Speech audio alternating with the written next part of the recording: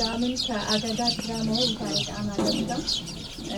وحالاتي تيرو تدبو ياخد سالا بەڕێزان ئێستاش بەیەکەوە گوێبیستی دوایین وشەکانی بەر لە تیرۆرکردنی ڕۆژنامەنووس سەردەش عوسمان دەبین بەیەکەوە گوێبیست دەبین. دوعاشەکەم مردنێکی تراژیدیایم پێبەخشن کە شایستەی ژیانە تراژیدیاکەم بێت. بۆ یەم قسانەکەم تا بزان گەنجەکانی ئەم وڵاتە و مردن سادەترین هەڵبژاردنیانە. بۆی تێبگەن کە ئەوەی ئێمە دەترسێنێ بەردەوامی ئەم ڕۆژگاری ئێستایە بۆ نەوەیەکی داهاتوو نەنگ مردنی خۆمان. کاری منیش خۆشبەختی برابچووکە چونکە من لە ئێستادا بەشێکم لە بزانکۆیە. بەڵام هەرگیز تووشی شۆک نەبووم چونکە دەمێکە زانم کە زانکۆی ئەم وڵاتە ماڵی ئاسوودەیی ئێمە نییە. دوایەوەش پەیوەندیم بە عەمید عەبدولخالقی بەڕێوەبەری پۆلیسی هەولێرەوە کرد. پێمی وت لەوانەیە ئەم ژمارەی مۆبایلە هی دەرەوەی وڵات بێ یان کێشەیەکی شەخسی بێ لەوانەیە چەند جارێکی دیکەش دووبارە بێتەوە بەڵام هەولێر ئارامە و شتی ئاوایتیا ڕوونادات. بە زەردەخەنەیەکی گاڵتە ئامێزەوە خەیاڵم کرد بە قسەی جنابی بەڕێوەبەر بێ لەوانەیە سارکۆزی بێ ئەمەڕەشانی کرد بێ. ئاخر من چۆن لە ژیانی خۆم دڵنیابم کە چەند ڕۆژێکە هاوڕێیەکم لەسەر چەند نووسینێکەوە درای بەرشەق و ناچار بوو ئەم شارە بەجێ بێڵێ. هەرچی بێ من لەم شارە ناڕۆم و لە چاوەڕوانی دیداری مردنی خۆم دادەنیشم. ئەزانم ئەمە یەکەمین زەنگی مردنی خۆمە کە لە کۆتاییدا دەبێ بە زەنگێ بۆ گەنجەکانی ئەمەم لە کەتە. بەڵام یەکیان جارە نە سکاڵا تۆمارەکەم و نەلایەنە بەرپرسەکان ئاگادارەکەمەوە. هەنگاوێکە ناومە و ئازارەکەشی خۆمەی گرمە ئەستۆ. ئیدی بۆ من لە داهاتوودا هەر وشەیە کە دەینووسم و وابیر دەکەمەوە کە هەر وشەیە کە دەینووسم وابیر دەکەمەوە کە دوا هەمین وشە بێ لە ژیانمدا. بۆیە هەوڵەدەم هێندەی حەزرەتی مەسیح ڕازگۆ بم لە گوتەکانمە. خۆشحاڵیشم کە هەمیشە شتێکم هەیە بۆ کوتن و کەسانێک نایەنەوێ بیبیستن. بەڵام هەر کاتێک ئێمە بە چرفە قسە دەکەین ئەوان جوچکەکانیان نائارام دەبن. تا ئەو شوێنی کە ماوین ئەبێ قسە بکەین. لەو شوێنەش کە تەمەنمان کۆتایی هات با هاوڕێکەم خاڵێکم بۆ دابنێت و بێتە سەردێڕێکی نوێ و سەر لە نوێ دەست پێ بکاتەوە. ئێمە وەکو ڕێکخراوی سەردەژ عوسمان ئەو کە ڕێکخراوێکە لە هەموو ینی ئەندامی بڵێ لە هەموو جیهان هەیە ئەو کوردانێکە لە وڵاتەکان دەژین بەشی زۆری ئەندامی ئەو ڕێکخراون. بەڵام ئەوەی ئەو بەشێکە لە هەولێر دادنیشی هەڵساین کە ئەو یادەمان کردەوە و لە زۆر شوێنی تریش یادی شەهید سەردەشت دوێنێ و ئەوڕۆ دەکرێتەوە. لێرەوە دەستخۆشیان لێ دەکەین زۆر دەستخۆشیان لێ دەکەین. ئەگەر چی ینی لە چەند بڵێن خەڵک هەیە گەنج هەیە ئازادی خواز هەیە لەو ڕێکخراوەژ ینی وەکو خۆیان بە سروشتی خۆیان یادەکەیان کردوتەوە کە ئەوە دیارە دیسان دیارە پەیامی سەردەشت هەر زیندووە و هەر بە زیندوی دەمێنێتەوە. دەسەڵات گرەوی کاتمان لەگەڵ دەکا لەسەر پەیامی سەردەشت و تێکڕای شەهیدەکانی تر. بەڵام دیارە کە ئەم نەک 12 ساڵیت کەشی بەسەردا بڕوە بە هەمان شێوە بە هەمان گوڕوتین ئێمە یادی سەردەشت دەکەینەوە یادی شەهیدانی تێکڕای قەڵەم هەر هەمویان دەکەینەوە. دەسەڵات بە مەبەستەوە زۆر لە پیرۆزیەکانی نیشتیمان و خاک و ئازادی سوک دەکا بۆ ئەوەی یعنی ئەگەر بکەوتە ئەوەی مامەڵە بە خاک بکە کەواتە بۆ ئەوەی نیشانی بدا کوشتن یان تیرۆرکردنی ئەوانی دی کاری سادەنە. بەڵام لای ئێمە لای ئازادی خوازن هەرگیز ئەوە هیچ کارێک سادە نییە و تا دەسەڵاتیش لەسەر کۆمنت و لەسەر لایک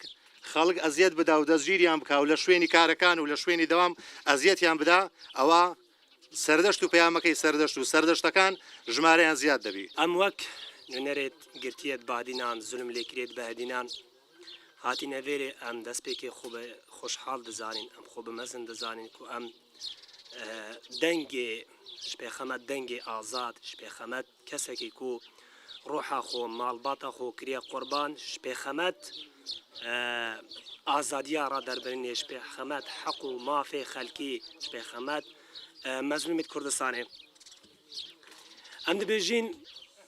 ئەم لێرەینەکۆ پشتی 12 ساڵان ژێ تیرۆکردنا سەردەژ عوسمان مخابنی و خۆزی ئەم سەر شەهیانەوە ئەم سەر دەهوەتەوە بووینە بەس لێ یا سەردەشت عوسمانە بۆ خەبات کردی و بۆ کار کردی ئاف ڕۆژە بوو و ئەم هەمی بەرێ خۆ بدەینێ ئاف ڕۆژە بوو و ئەم هەمی هەمبەر زول مۆستەمی ڕاوەستین و بخۆکرا قەڵایەک و خۆکرای چایەک و ئەم پشتا خۆ بدەینەوی سەردەشت عوسمان چایەکێ مەزنە بۆمە هەمیە تایبەتیژی بۆ هەل سۆڕە هەتا بادینان ئەمێت بینین سەردەشت عوسمانە دەنویسینە خۆدا گوتیە هەڤاڵان هێژەیان هاوڕیان خاڵێکی توژی خاڵێکێ دانێ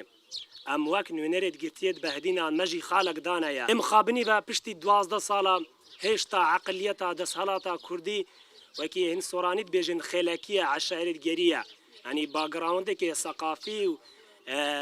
ڕۆشنبیرین نینە بێجەدێ هەر ئەڤژی دەستکەفتەوێ بیت ئەم هاتینە ئەم پەیاما گرتێت بەهدینان و هەمی خەلکێ بەهدینە دەینە هەوە و بدەینە ڕوحە سەردەشت عوسمانە ئەم بێژین مرۆڤ هەر مرۆڤک وەکی هاتیە سەر دنیایە ینی قەرداری مرنەکەیە بەس ئەما چ مرن ئەم مرنە سەر حەقیە گەلەکە سەر بەرزیە گەلەکە خۆش و سەر بلندیە مرۆڤ سەر حەقیە بمریت وتەی خانەوادەی شەهیدی قەڵەم لەلایەن بەشدار عوسمانەوە پێشکەش دەکرێت با بفەرمێت بەخێر بێن بۆ مەراسیمی 12 سا ڕۆژی سەردەشت عوسمان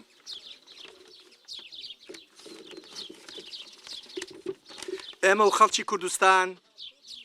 لە تاوانی تیرۆری سەردەشت و دەنگە ناڕازیەکانی تر خۆش نابین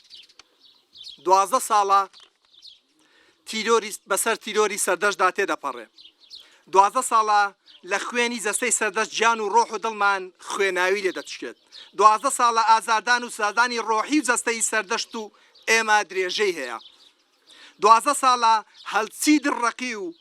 دڕندەیە لەسەرمان تاقی دەکرێتەوە و ژیان و بوونمان هەنجن دەکات و دەمان هاڕێت ئێستا بە دوای 12 ساڵ لە تیرۆری سەردەشتی ئازیزدا کارنامەی ڕەشی تاوانکاری ئەو دەسەڵاتە جەلاد و مافیایە بۆ بە چێوێکی ڕەش لەم 12 ساڵەدا تیرۆری سەردەشتەکان هەروە بەردەوامە و ئەمە بۆتە دێوەزمەی سەردڵی هەر کەسێک کە بیەوێ قسەی حەق بەم دەسەڵاتە زاڵم و سەرکوتکەر و خێڵەچێ بڵێ هەر بۆیە ئیمڕۆ وەکو یەکەمین ڕۆژەکانی تیرۆری سەردەشت پێداگرین لەسەر داواکاری و مافەکانمان بۆ بزاگەیاندن و تاوانباران و نەخشەدا ڕێژەرانی ئەو دوای 12 ساڵ لە تیرۆری سەردەشتدا هێشتا بکوژانی سەردەشت لە دووتکەی دەسەڵاتن و تیرۆرستان بە ئازادی و بە ئاشکرا دەسوڕێنەوە و بەردەوامن لە ستەم و تاوانکاری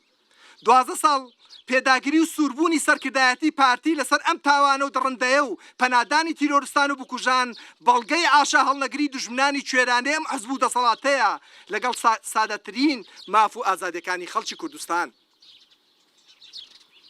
سێدەیە کۆمەلگای ستەمدیدەی کوردستان یەخسیری دەسەڵاتی بە زۆر داستەپاوی دوو بنەماڵە و دەست و پەیوەندیەکانیانن دوو بنەماڵە بۆ